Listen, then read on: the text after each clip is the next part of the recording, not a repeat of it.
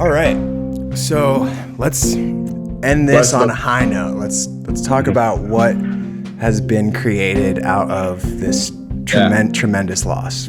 So after Nick's funeral, of course before Nick's funeral, because Wes wrote Nick's obituary, and I felt like it was just natural, and I almost assumed that Wes was going to be coming on board.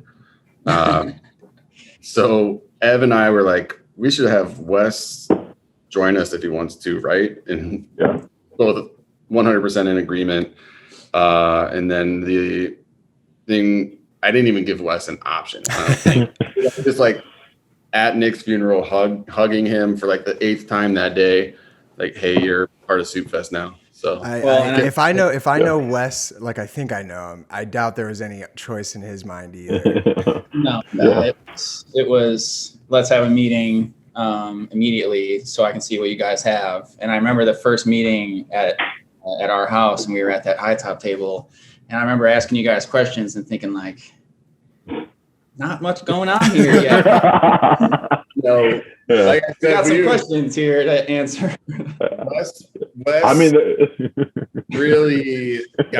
Wes really got to work on distracting himself by producing content for Soup Fest. For sure. Like, I was like, y'all got a website? We didn't have a website. We didn't have anything. It was basically just like our friends. Yeah, it was mini marketing and then word of mouth. And then I guess to jump a little bit back into the Soup Fest stuff, and then obviously the stuff that involves Nick. Immediately after, and when I had first started talking to Wes and Jake about, because we weren't sure really exactly how to approach it. And originally, I know I had some thoughts about, I don't know. We've got this event in February, and I don't know if we're going to run. And then kind of got a nudge and pushes from both Jake and Wes on moving forward with it, that, this could be a cool way to honor a dear friend and put his name on something that, he was so instrumental in putting together. So I had thought about, I wanted to figure out a way to alleviate funeral costs for the family. And I wasn't very close to the family, or as close as these two. We got word back that let's put it towards, you can raise money, but let's put it towards something that Nick would want the money to be going to. And then it was like, oh shit. Well, that was yeah. It was like, we're trying to run something in his name that he's been a huge part of. I know his family had at least heard of it because of how excited he was. But it started to line up and it made sense. And I don't have the figures in front of me of a GoFundMe, but that GoFundMe went through it exceeded. The goal was like 5,000, and we did that in like a day. Yeah, I want to say it was mid-20s. 26,000. Yeah. And we've raised a lot of money since too. We've donated 20,000, somewhere around 20,000.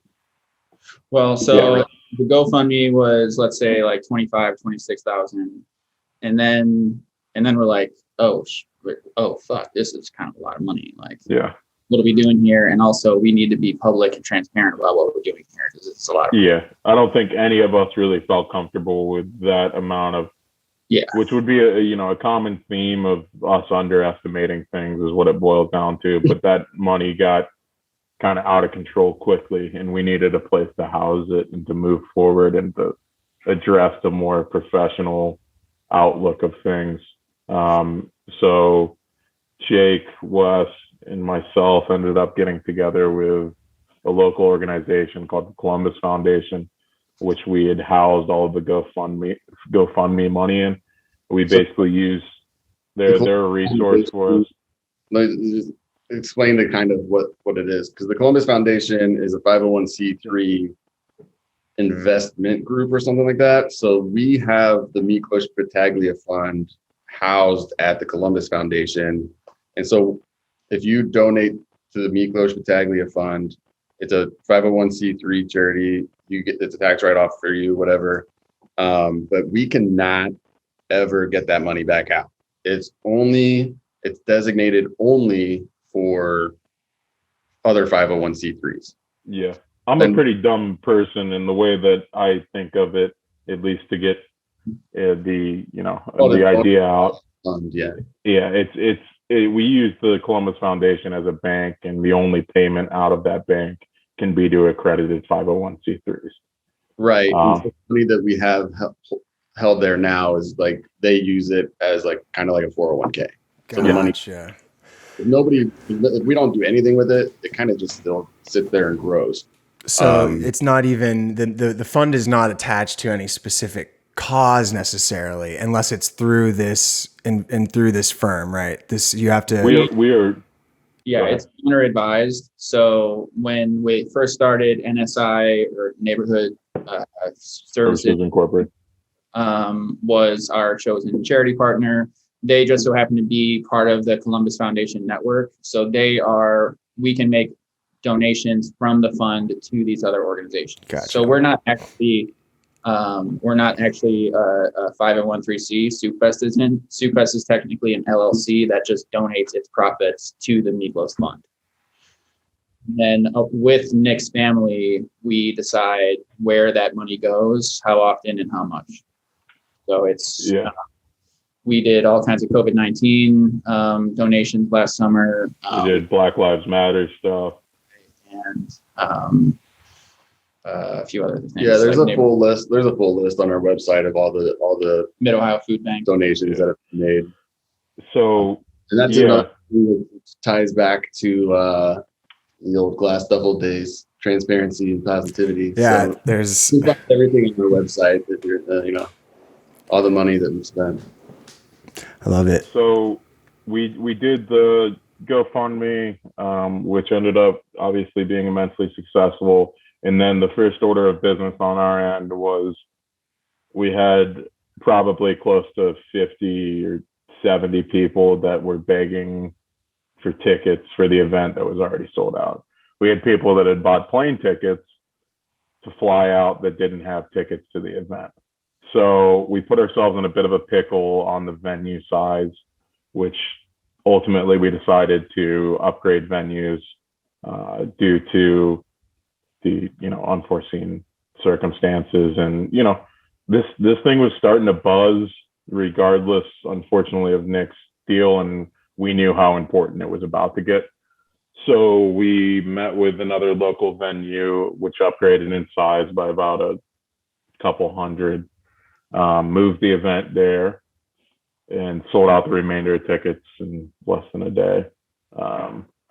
And from there, we kind of had some ghost tickets, remember? Because we were like, we want to make sure people who was like, people that really wanted to be there, like in support of Nick and Nick's family and the causes and stuff like that.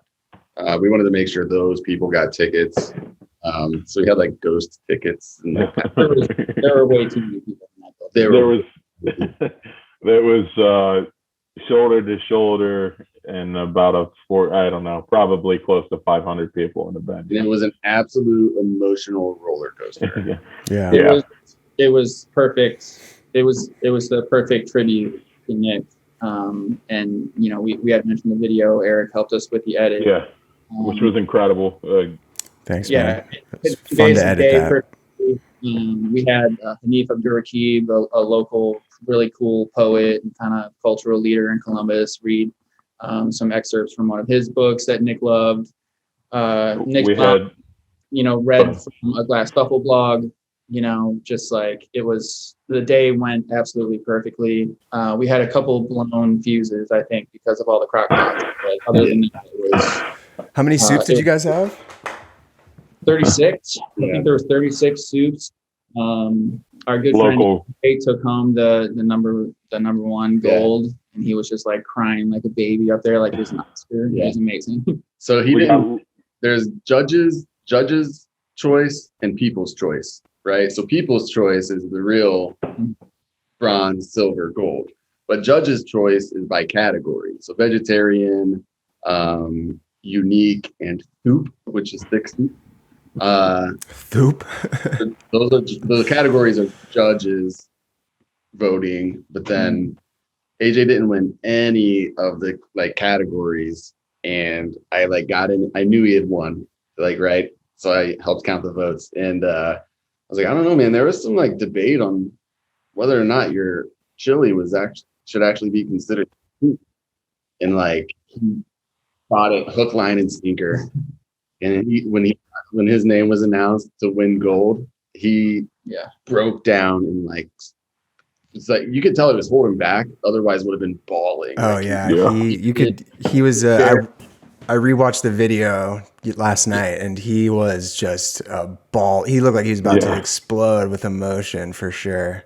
I mean, well, and a good example of it, him being on stage and winning, of course, but like, and you know exactly what I'm about to say. Like the Desert Hearts, when you feel like everybody is on the same vibe, when you feel like everybody is like feeling the same things and thinking the same things, that's what it was like at this. And sure, half of that was sad as hell and like people being pissed and, you know, a lot of conflicted feelings, but it was like that. It was just buzzing, everybody just feeling really connected. And it was really cool to be able to celebrate him in that way. Yeah, I just want to jump in really quick and talk about the one of the things that I've kind of taken initiative for with the event has been the music portion. And we were lucky enough to have, a good mix of local as well as national, talent that had jumped in. I had buddies. The first real year was all at least connections of mine that I had made throughout college or even high school, and people that could be involved. So we had guys a band fly out from Seattle on their own dime. Flung was awesome. We had Hightower, who's Winston, who lives in Columbus. He's awesome. I had one of my best friends from Cincinnati growing up, Ethan Samuel Brown, that drove out from Nashville. We had June Grass from Chicago. We had Spencer Radcliffe from Chicago. All guys that were doing this basically on their own dime, just to, fulfill our needs. And I don't think even, I know that a lot of them were surprised with the sheer amount of people and, love that they got from it. But it was all, and Hannah, like, it's insane the amount of outpour and how everything could kind of come together. We had beautiful art from Emily Bells. We had, interviews set up by Caroline, setting up local news interviews, everything that we could outsource the, stuff that we even didn't really ask for help and people volunteered for was really the cornerstone of how this became so successful. And with the amount of buzz and, Jake's on local TV talking on the news, and Wes is there too. We had local restaurants reaching out that wanted to be a part of it. It all kind of came together with a perfect storm for such an emotional and heartfelt event that I think in the back of everybody's minds, as Wes was bringing up, this is a very sad and big cloud over the event that isn't the most fun of things, but at the same time, we were honoring a dear friend, and everybody was on the same. In the way that he would have wanted. I think Wes nailed it. Like that, if Nick could tell us how he wanted to, if he were to die, how he wanted to be celebrated, he'd be like, get all my friends together, play some loud music, and have some drinks. I feel like that would be it. Yeah, exactly. And that's what we did. The funny part that always comes back to me is, like, we talk about, there's 3 artists that were in that lineup that about 6 months before we started even planning Soup Fest, Nick was throwing in hints and Instagram DMs saying that they should be a part of this. And it's so freaking weird to look back on now, because he was planning this shit before we really knew that we were planning this. And it's cool, and it's sad, but it's cool. Yeah. But it ended up being a huge success. Especially for people that don't know. We got no background in this. Absolutely zero background, learning things as we go. learning from our mistakes and successes. You know, it's definitely new territory, and it's still just 3 years. You know, last year we couldn't have one, so this year is kind of another learning experience. It was, so, you know, the venue is called Ace of Cups, and it's kind of like an underground, more rock and roll vibe venue. It's a very popular venue, let's say, right? It's not unheard of to have a sellout crowd there, which we did, but the largest day of bar sales that the bar had ever had ever. So wow. Like, we were just going ham all day. Yeah. We ran out of PBR, and PBR was our sponsor. Wow, you ran out of PBR. That sounds like a frat part. That's like frat problems, dude. So that's awesome, man. Right. So then I guess kind of like to bring us to present day, we profited $2,000 and donated $2,000 to NSI Food Pantry, who we've been talking about. Every dollar for them creates 4 meals, a little 8,000 meals. You know, took the summer off for the most part. We did a little merch release and raised some money for like a Giving Tuesday or something like that. Yeah. And then started planning for the next year, or at least, you know, sat down in Jake's backyard, fucking 6 feet away from each other, and started talking about the next one. And it became pretty obvious that we were not going to be able to throw, you know, a DIY punk show in 2020, in 2021. So let alone share soups. Soup Fest 2020 was February 1st, 2020. So a month and a half later, all bars in Ohio got shut down. Like, we had no clue at all. Total ignorance of what was to come while we were celebrating. And for a while, I thought our best option was to take a year off, you know? And why I didn't think there was going to be any chance to make any money at all. And luckily I was very wrong. Well, we didn't make any money, but we did raise a lot of money. With the boxes? Yeah. Yeah. So I think it was Wes who came up with the idea of merchandise boxes. Wes wanted to send everybody soup. Oh, yeah, that too. Wes had some very good ideas. Outside the box thinking. I love it. Yeah. Luckily. And then you ended up with the box. How does that work? They were picking all the boxes. He's like, yeah, that would have been a huge headache. Yeah, no shit, man. So we sold 300 charity kind of fundraising boxes, sent one out to Eric. He's wearing some of the swag, obviously, right now. Cooked the gumbo. I cooked the, was it the gumbo? Yeah, I think there was the gumbo. There you go. We had gumbo in the freezer for like a month because it's a recipe for like 10 to 12 people or something. God. So they have recipe cards in them, some merch. Side note, sorry to cut you off, dude, but I feel like this is important. I made the gumbo whenever the Browns whooped the Steelers in that first round. So it was my comfort food. Yeah, there you go. Quiet in the text conversation after the box. Because you might have been making gumbo, huh? Yeah. That's my recipe, Eric. Oh, is it?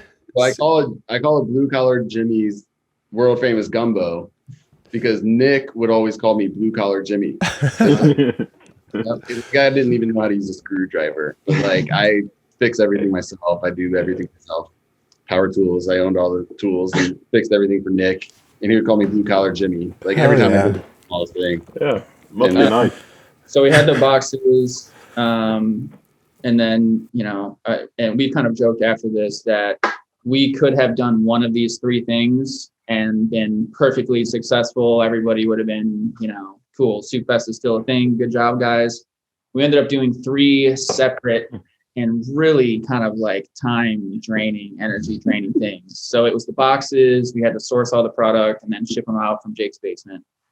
The second thing was we ran a soup week in Columbus to try to support our local restaurants that were obviously hurting during the pandemic. We featured a bunch of their soups. And we had more than 40 restaurants on board in Columbus. Tons of restaurants. Each of them served a soup week soup, and like some of them were like way more into it than others. a barbecue place that never sells soup. They sell like ribs and brisket. They had a soup that whole week, and it was just amazing success. Third part of it was a Instagram live concert series that Evan painstakingly set up for us. But I'll let him go into a little bit more of this. But we had some like killer national acts that that we are, remain to be really proud of, and hopefully we can have one or all of them back to play live someday. Yeah, we were lucky enough that, I think we found ourselves in an interesting situation where we really kind of figured out that we could make the most of it, especially with, Instagram Live and through social media, of having acts that we're not physically paying to get to Columbus and do this and do that.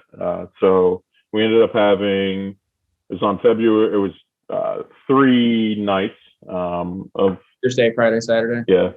Heavy drinking at Jake's house, there at Wes's house. We had Bartiz Strange, who has just blown up.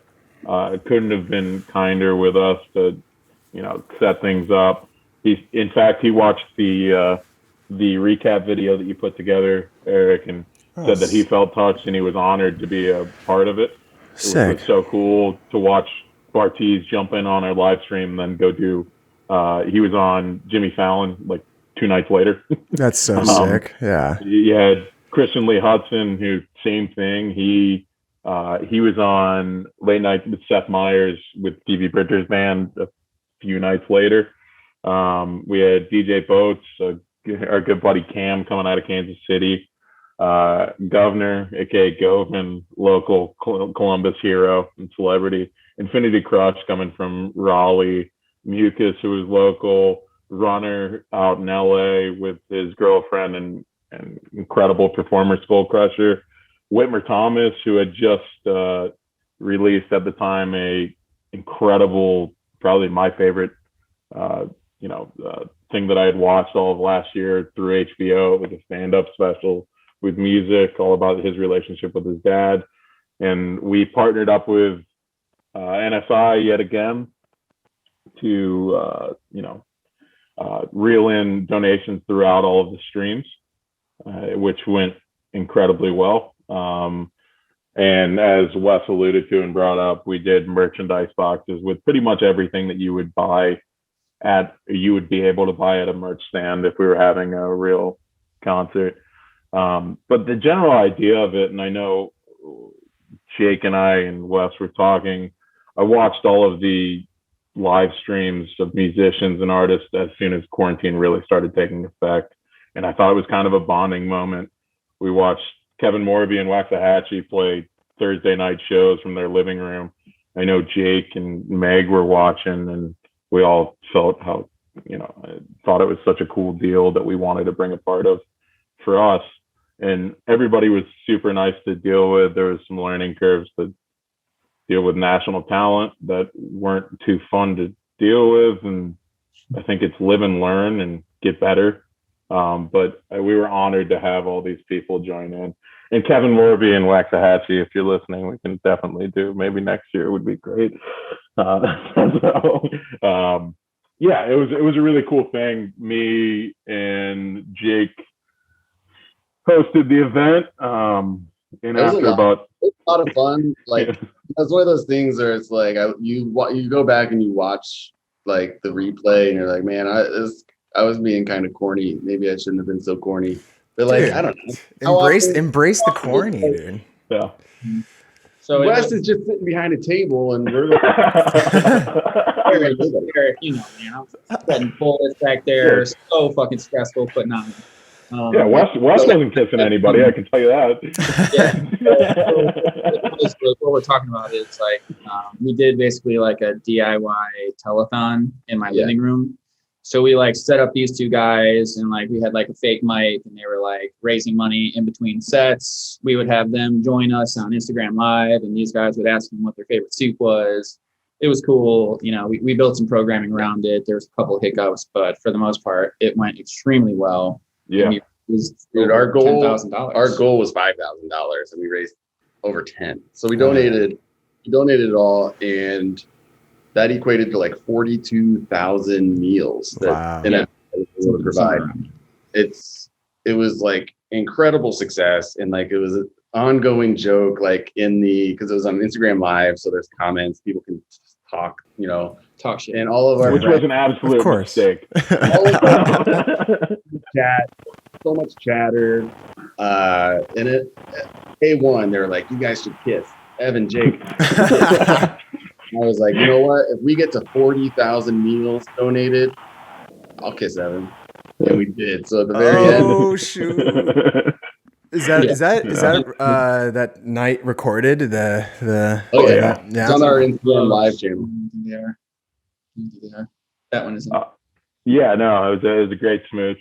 Yeah, it was. It ended up being an incredibly fun and powerful time. It was the best thing we've possibly done with the circumstances. We're looking to being additional setup this year. Yeah, and we were setting up with local restaurants. We had a different soup from every local restaurant, or a handful of local restaurants every night, day. It was a soup diet for the soup week, which was fairly terrifying. Sending soup via DoorDash to musicians. Oh, really? That's awesome. I think I was in contact with like 10 like foodies, social media. We did the most. Nice, man. And the only thing we went over budget on was the music. So that is probably the best thing to go over budget on. If you're going to go over on the sound, right? Yeah. No comment. So, sorry to cut you off. The only bad part about it was that like all this work that would typically lead up to Soup Fest, which is like, as we discussed, a huge party, ended up just being all this work leading up to 5 or 6 of us at Wes's house trying to put together this makeshift production on Instagram Live. And so like this year, I think we're really looking forward to we brought in like a professional local promoter to help us with just some of the polish. And that's already paying dividends for us. Nice, man. Yeah, you can tell. Go ahead, Evan. Yeah, the only thing that I will say is that it sucked not being able to be side to side with 400, 500 other people. But I will say that there was like some form of camaraderie. And it sounds cliche as hell, but you're in a virtual room. I did feel like, especially with reading comments as things go, I did feel that I was near friends, and that I felt like kind of a part of something that at the end of the day was beneficial, not only to just Soup Fest, but to a lot of people. So it once again went off pretty much. There's very minimal obstruction or screw ups. It went off without a hitch. Do you want to just like maybe point to where people can find you, and I'll put the links to everything you say in the notes, and I'll put some links on screen too. Perfect. Yeah. So I guess, the key place for information is going to be soup-fest.com. That's kind of our hub for recaps from past events, our information about the organizations that we donate to, our history of donations and everything like that. That's also going to be, a good spot for information of our upcoming event. We're going to drop news there. You can sign up for our newsletter there. Our social media accounts are SoupFest614. Get a little bit sillier on there. So the Miklos Battaglia Fund is also linked from our website. As Jake mentioned, the money that goes to the Miklos Fund gets dispersed directly to charities. So we actually can't use that money to run Soup Fest.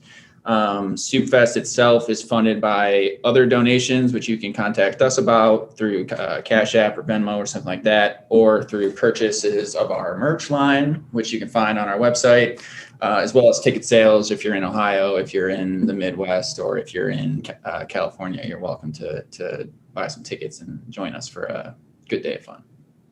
At the end of the day, the one thing that we're really going for is that we just want to continue to grow and get better while we're doing this, and affect and help as many people as we can.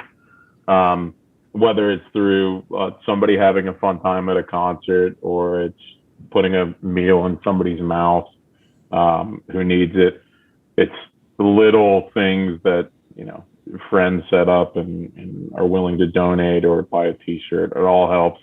But the one thing that I think we're really going to start getting into is that we do have operating costs for Soup Fest, and that the LLC does need to get a little bit more of direction to funding these, concerts. And, we can't pay, at the end of the day, we can't pay our artists through the Make Less Beef Fund in the Columbus Foundation. I thought you were going to say. I thought you were going to say you can't pay your artists with soup. I was like, please say that. Please say that. So if there's any corporations out there that want to sponsor Soup Fest, that too. Feel free to contact us. I think if we want to do like a full circle here, and if there's anything to remember about Soup Fest, is that we are doing this to honor Nick. And Nick's family is intimately involved in everything that we do. I know for a fact that they're thankful for us keeping on his energy and his touch on the world with these positive things that we're doing, and that's really the most important thing. So we're going to try to keep definitely.